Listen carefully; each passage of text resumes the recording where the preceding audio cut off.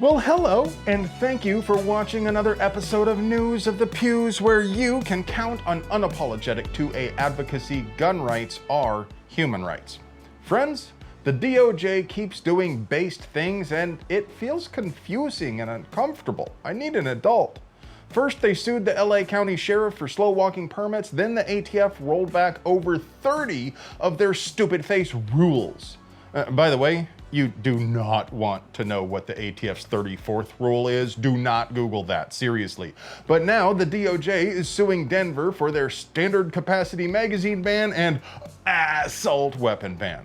On April 28th, the DOJ sent what amounts to a cease and desist letter to the mayor demanding they stop enforcing their blatantly unconstitutional law. They defied the Department of Justice, so now they will meet them on the field of battle. Or probably just in court, I guess. But how cool would it be if lawyers had to fight to the death? And the DOJ is also suing the state of Colorado over its own magazine ban. That's right, friends, the DOJ has 2 lawsuits in flight against those dirty Subaru driving hippies. Double the lawsuits, double the chances of success. It is hard to overstate how important this shift from the DOJ is. We have never seen an executive branch actively file lawsuits to fight gun control, and now we're seeing the DOJ fire off lawsuits like it's a puckle gun. And they didn't choose trivial matters either. One way or another, this case should settle the question of whether states can ban classes of weapons or accessories. If they go after Minnesota's shiny new law, they can create a circuit split and take a SCOTUS win. But hey, it would be impossible for me to produce quality 2A propaganda without you. That's right, I don't have any sponsors, so I literally could not make this content without your support. So if you are in a comfortable place in life, please consider supporting this channel by purchasing one of these radical t-shirts for just $15 or donating at the links down there in the doobly-doo. And of course right here. Patreon supporters get to see scripts and videos early, as well as private Discord access. If you're not in a comfortable place though, remember, you don't owe anyone else a thing. Please enjoy this 2A propaganda at the price of free $99 and continue to pray for us. Now don't get it twisted. I'm not going to start shilling for the administration. I'm just reporting things as they are happening. Pardon me if my excitement looks like cheerleading, because it's not, but I do think I have a reason to be excited. Assistant Attorney General Harmeet Dhillon directly said in an interview they intend to force a Supreme Court decision. Friends, this says to me they are not just pandering. They plan to go for a kill on an important topic.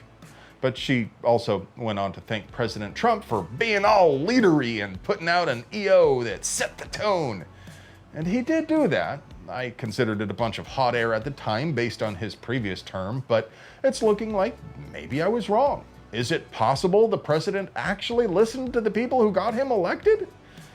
That doesn't seem like it's in his character to me. What do you folks think? Let me know down below. The Maryland Supreme Court struck down another floor is lava statute that tried to make all public places off limits to carry, a ghost gun law, and a law that made it illegal to shoot around kids. That's the headline anyway.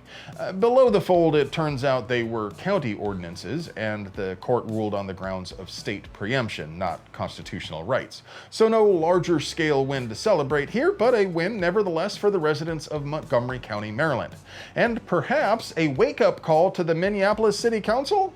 Because Minnesota has a preemption law too, which expressly prohibits the ordinance the council is considering today as I record this. It's typical control freak bullshit. Assault weapon ban, standard capacity magazine ban, and of course a ghost gun ban.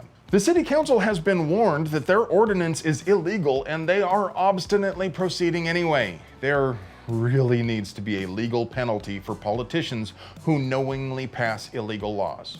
What do you think the penalty ought to be? And don't get yourself on another list with your answer. Well, folks, round's complete on 2, but before I go, your moment of completion. I love you.